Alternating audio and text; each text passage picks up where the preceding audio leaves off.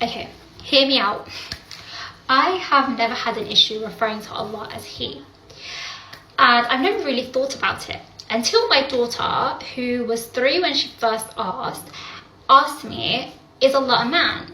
And I was like, no, Allah's not a man. Like, obviously, we've already gone through this. Allah's not a person. Allah's not a man or a woman.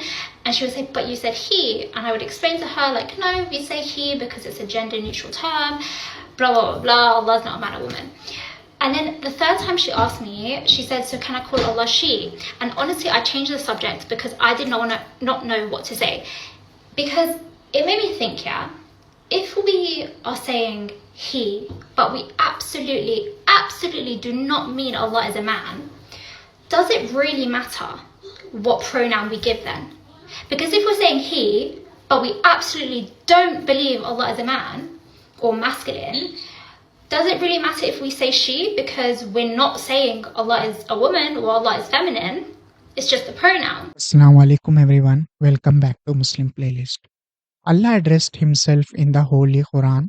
It's obvious to the majority of Muslims that you are just recycling outdated feminist crap from 5 years ago and applying it to Islam like a disbeliever. I assume from your pronunciation that you come from a Arabic speaking background.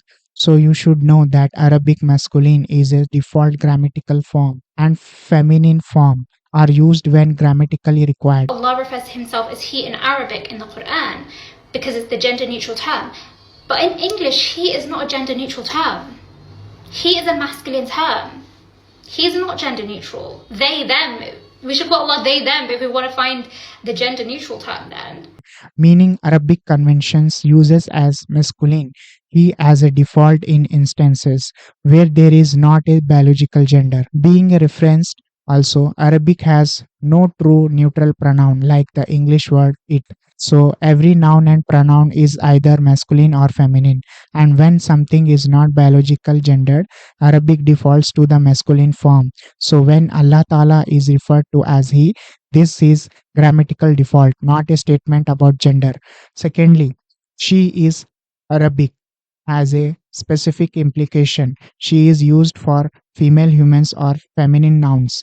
Using it for Allah would break normal Arabic grammar rules and incorrectly assign a feminine category to God. So in Arabic, using she would incorrectly assign grammatical femininity, and the would be linguistically incorrect for Allah. Allah using gender confused language such as they, them, especially in Arabic word, would mean you are referring to Allah as multiple beings, which contradicts Islamically beliefs in absolute oneness of God. So they would not be neutral. It would imply plurality and polytheism, which is shirk.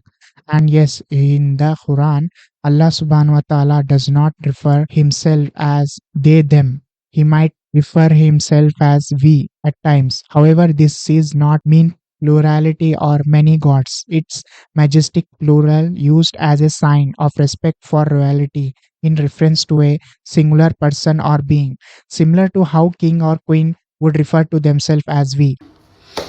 And I really believe that calling Allah He all our lives, we have internalized Allah as a man, not as like a physical person, physical man, but we have internalized Allah as masculine.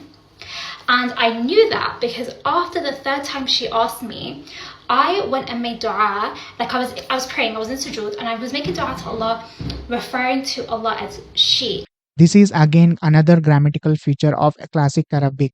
And why exactly are you referring to Allah as he or she during dua or in sujood? Everyone else referred to Allah as Allah in their dua and sujood, never in the third place. So it sounds like you are either lying or you are praying to Allah through another entity, which is again shirk, because that is the only scenario in which you would refer to him as he or she during dua. Feminism really is an ideology for morons because its follow trip up on their own stupidity for all to see. And thinking about Allah's feminine qualities, because let's be for real, the closest thing on this earth to Allah is the woman.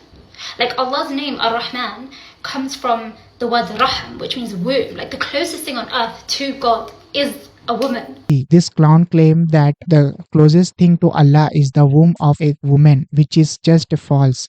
A reference to Rahim or a womb being connected linguistically to Rahma or mercy does not mean the womb is like Allah or is closest to Allah. It simply reflects you have religious trauma in Islam is because you worship yourself and your ego. That's why you get doled up and post thirst trap portraying yourself as a Muslim and representative of Islam. But what you are actually doing is selling out your religious for clout and attention. So, sister, please educate yourself before speaking about Allah Ta'ala while filming yourself in the toilet. I don't think He would be pleased with you questioning His Majesty in this manner. This is a linguistic overreach. Arabic is a root based language where many words share three letter roots. Sharing a root reflects linguistic connection, not theological equivalence.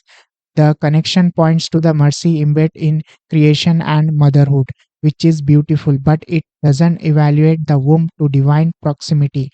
These are two different things. So, to summarize, referring to Allah as He in the Arabic is a grammatical convention, not a statement about God having a gender. Allah subhanahu wa ta'ala is beyond gender entirely. He is Al Ahad, the One. He is As Samad, the Eternal. Gender is a characteristic of creation, and Allah is above and beyond all of that. If these questions comes from genuine curiosity, that's completely valid. Seek knowledge. There are incredible scholars and linguists who have addressed all of this in depth. Thank you for listening all this. Please subscribe, like, share and comment your thoughts about it. Till then, Assalamu alaikum wa rahmatullahi wa barakatuh.